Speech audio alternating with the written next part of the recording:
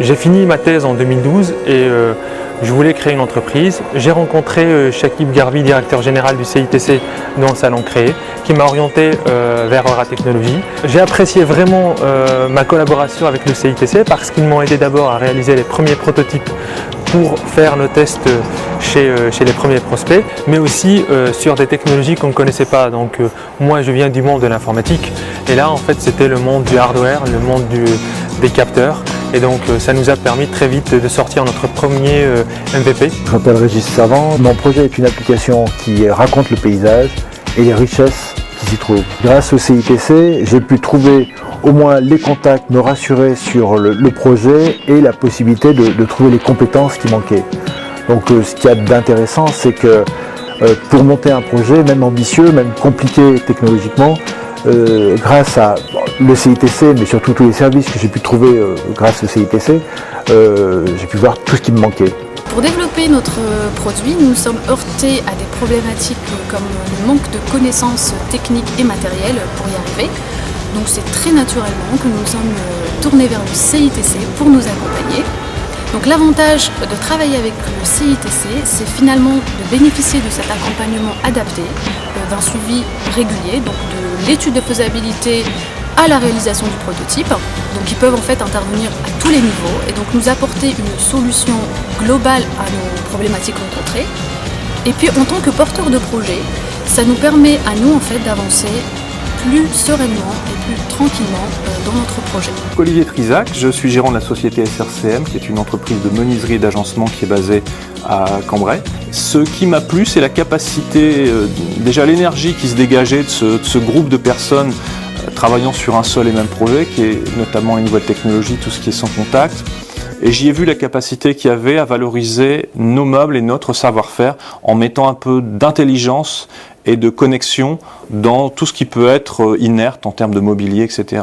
Il y avait l'impulsion au niveau du CITC pour nous permettre d'accéder à ces nouveaux marchés potentiels. En 2010, on a, je dirais, par l'intermédiaire de différentes rencontres, été en contact avec le CITC, qui a un département RFID. Grâce à leurs compétences, parce que je pense qu'aujourd'hui, on en est arrivé au stade d'une pré-certification, on va engager une certification. Et je pense qu'aujourd'hui, dans un laps de temps qui était relativement court, on a pu arriver à ce stade-là. Chose qu'on n'aurait certainement pas pu faire si on l'avait fait tout seul. Bonjour, je suis Alex Danvy, je travaille pour Microsoft en tant qu'évangéliste, spécialiste sur les sujets de l'IoT et de l'IA. Donc l'association avec le CITC fait résonant chez nous, puis nous souhaitons absolument continuer à développer l'écosystème, notamment autour de l'IoT, parce que nous sommes persuadés que ces systèmes intelligents et la transformation des villes et des sociétés ne sera pas avec un seul acteur, mais sera avec un écosystème de partenaires, de gens.